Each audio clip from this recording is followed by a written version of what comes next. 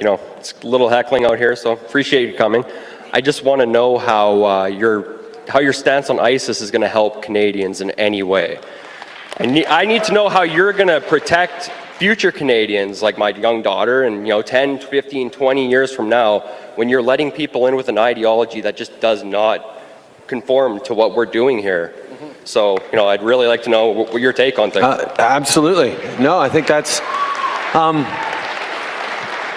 gives me an opportunity to talk about first of all, the fact that one of the reasons Canada is successful as a country is because we have been open to people fleeing persecution, fleeing war zones, looking for a better life for themselves and their kids. That's been the story of this country from the time the first European settlers came to be received by Indigenous people. People were fleeing conflict, poverty, difficult situations, and came to Canada to build a better life for themselves. And successive waves of people have in every different time.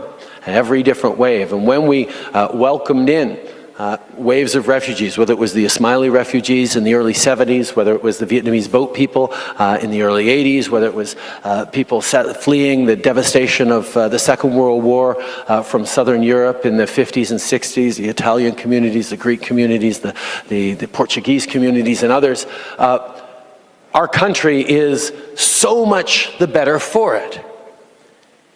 And there is a sense at one point that, okay, maybe now that's enough. Maybe we have just about all the diversity we can handle and we shouldn't have any more. Well, I can tell you, when Italian families settled in Montreal in the post-war years, they faced terrible discrimination and people who pushed back at them and said, no, no, no, you don't belong here, you don't speak English or French.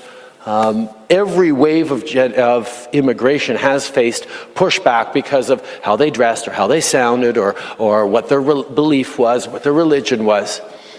And every wave of immigration has led to Canada being a better, stronger, more resilient, richer country.